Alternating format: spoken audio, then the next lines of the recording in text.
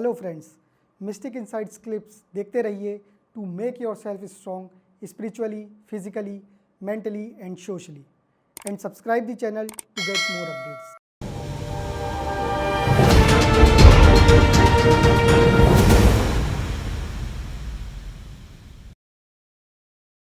अभी जैसे कि आपने बताया कि मल्टीवर्स आपने वर्ड यूज़ किया, तो बहुत से लोग तो जो इवन अपने स्पिरिचुअलिटी के मार्ग में है वो भी इस थियोरी को नहीं मानते, लेकिन आपने ये जो शब्द इस्तेमाल किया है, तो ये मल्टीवर्स अगर समझा जाए तो ये क्या है? ब्रह्मांड है जैसे अपना, तो इसके बारे में कुछ बताएं कि ये कितना बड़ा है, क्या है, कितने हैं, ऐसा कुछ।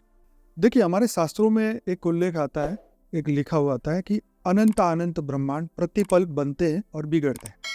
आज आप साइंस की नॉलेज को जानते हैं कि अगर हम आधे घंटे देखें, एक आधे घंटे के अंदर कितनी गैलेक्सी बन जाती है और ख़त्म भी हो जाती है।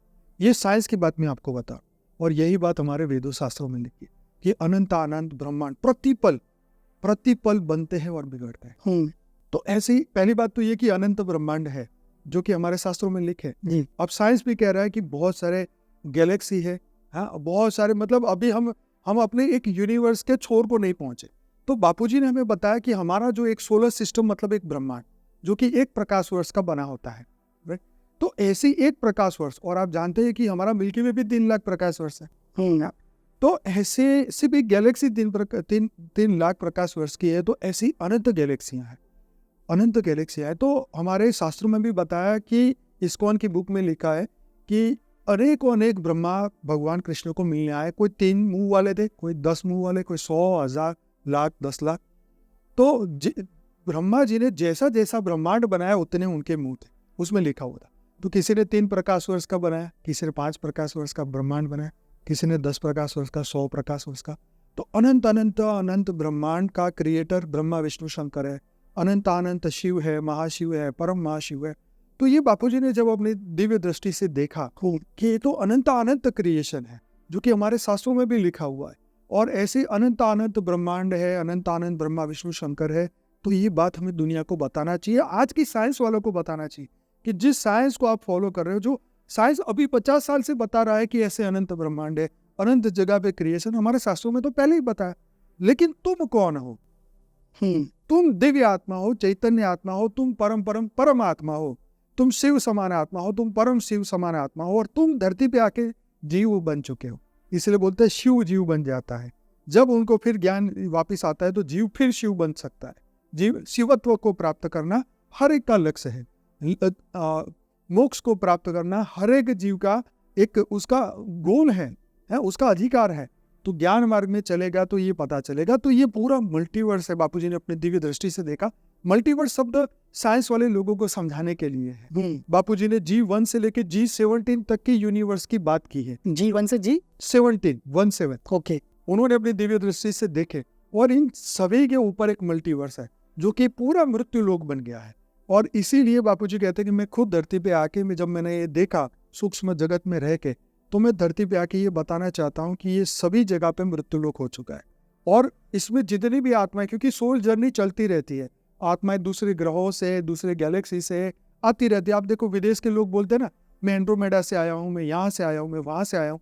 तो रियल में वो आत्माएं ट्रैवल करके आई है, उनके अंदर ये रिकॉर्डिंग है, सोल जर्नी रिकॉर्डिंग है, इसीलिए वो ये कह रहे हैं। ओके। तो इसीलिए वो वापिस जाना चाहते हैं, क्योंकि मृत्युलोक में फंस गए हैं।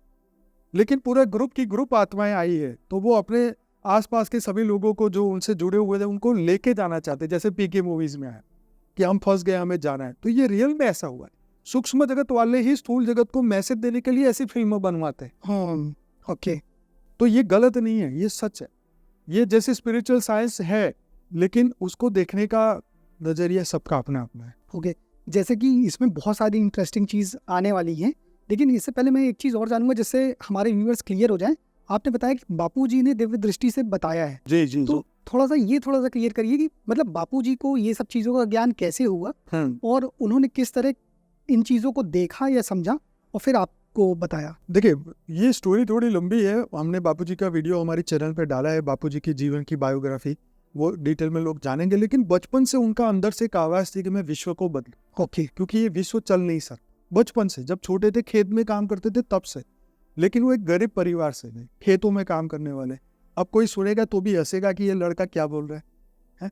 अब जब जैसे जैसे उम्र बढ़ी, उन्होंने पढ़ाई की, इंटर सी की पढ़ाई की, वो फिर वकील बने, लॉयर बने, और जब वो सक्सेसफुल बने तब उनके पास जब पैसा आया, फिर उनको लगने लगा कि ये जिसके पीछे मैं भाग रहा हूँ ये तो कुछ नहीं है, ये तो सब खत्म होने वाला है, ये तो विनाशी है, इसका कोई बेनिफिट नहीं है। फिर जब वो अलग अलग जगहों पे गए ज्ञान के लिए, और फिर जब उन्होंने आत्मज्ञान उनको खुद को हुआ, जब उन्होंने अनंत ब्रह्मांडों को देखा, तब उन्होंने सोचा कि मैं इस अनंत ब्रह्मांडों, ये पूरे विश्व को बदलना चाहता हूँ, क्योंकि ये विश्व चल नहीं सकता। तो उन्होंने ये मतलब चीजें कैसे देखी? क्या वो ध्यान लगाते रहे? हाँ, या वो क्या ध्यान लगाते थे। ओके। वो ज्ञान, वो वेद शास्त्र पुराण उन्होंने जब धीरे धीरे पढ़ना शुरू किया, तो उनको खुद के साक्षात्कार होने लगे, उनको आत्मज्ञान हुआ, उनको ब्रह्म ज्ञान हुआ, उन्होंने दिव्य स्वरूप को उन्होंने देखा, और तब उनके अंदर धीरे धीरे ज्ञान रियलाइजेशन होना शुरू हुआ। ओके। तो आज वो प्रतिदिन 16 घंटे तक वो तपस्या करते हैं। साल में एक ही बार आधे घंटे के लिए मिलते हैं, कोई भी उनको मिल नहीं सकता। तो मतलब वो 16 घंटे सिर्फ ध्यान करते हैं? 1.5 लाख घंटे का उन्होंने अभ्यास किया है 98 से लेकर। ओके, मतलब इसी ध्यान के चलते उनकी चेतना जागृत हुई, और वो ये सब चीजें देख पा रहे हैं। परम आत्मा से जुड़ गए, और ये पूरा ज्ञान। ओके, तो फिर अब यही मैं और चीजें जानना चाहता हूँ कि मतलब फिर जैसे आपने बताया, उन्होंने कई मतलब ये चीजें बताई, कई मल्टीवर्स होते हैं, उन्होंने देखा, उन्होंने सूक्ष्म दृष्टि से देखा। तो क्या उन्होंने ये भी देखा कि पृथ्वी के अलावा, जैसे अपने शास्त्रों में बताया जाता कि 14 भुवन है? बिल्कुल। तो इन भुवनों को देखा उनने, कहाँ पे क्या है, क्या चल रहा है? तो थोड़ा सा इसके बारे में बताइए। देखो, ये हमारा जो ब्रह्मांड है, ये 14 लोक का बना है, हमारे शास्त्रों में लिखा है। 7 लोक धरती से ऊपर और 7 लोक धरती से नीचे। ऊपर भूलोक, भूगर्भलोक, स्वर्लोक, जनलोक, तपलोक, महर्षिलोक, ब्रह्मापुरी, विष्णुपुरी, शिवपुरी और परमधाम, ये 7, और नीचे तल, तलातल, रसातल, पाताल, और ऐसे 7 नीचे। तो ये 14 लोक का एक ब्रह्मांड, मतलब हमारे एक सोलर सिस्टम में आत्माएं मृत्यु के बाद ऊपर जाती है अपने कर्म अनुसार, और बुरे कर्म के अनुसार, जैसे गरुड़ पुराण में बताया कि यातना भोगने के लिए पाताल में जाती है। तो महाभारत की युग से ना आसुरी आत्माएं धरती पे आनी शुरू हो गई। ये एक पूरी कहानी है, अगर आपने कभी सुनी हो। दुर्योधन को जब दुर्योधन मूर्छित हो गया था, जब उनको ऊपर से गांधर्व पकड़ने आए, तो उसको देख के वो मूर्छित हो गया, तो अर्जुन उसे बचाने लगा। तो उसकी चेतना जो है, जब मूर्छित हो गया तो उसकी चेतना पाताल लोक में गई, और वहां पे उसको ले जाया गया, और वहां के असुरों ने बोला कि तू चिंता मत कर, पूरी पृथ्वी पे हमारा राज होगा। फिर वही कॉन्फिडेंस के पास वो वापिस आया, और फिर उसने अपना जो कॉन्फिडेंस था वही दिखाया, और महाभारत का युद्ध किया। तो नीचे पाताल लोक की आत्माएं, उन्होंने कहा कि हम लोग जन्म लेके धरती पे आ चुके हैं, हम लोग सूक्ष्म रूप में भी है, हम मनुष्य रूप में भी है, और पूरी पृथ्वी पे हमारा राज होगा ही होगा। तो उस वक्त से लेके अभी तक धरती पे देवता, दानव, यक्ष, किन्नर सभी है। तो पूरा सूक्ष्म जगत भरा हुआ है, 7 लोग ऊपर, 7 लोग नीचे। तो धरती पे ये पार्ट प्ले होता रहता है। दिव्य आत्माएं आती है, फिर वापिस चली जाती है, फिर आसुरी तो है ही।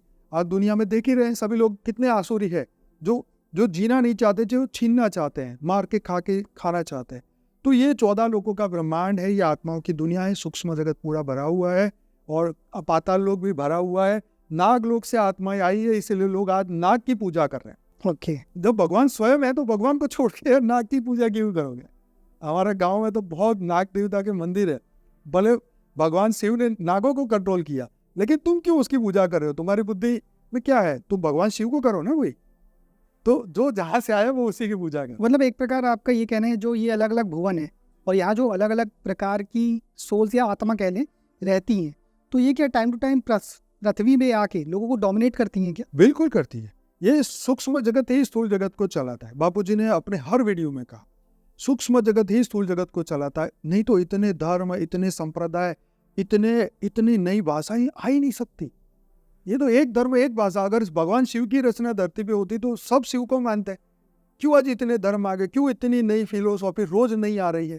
कहाँ से आए ये लोग? इनके अंदर उनके डीएनए में कहाँ से रिकॉर्ड हुआ?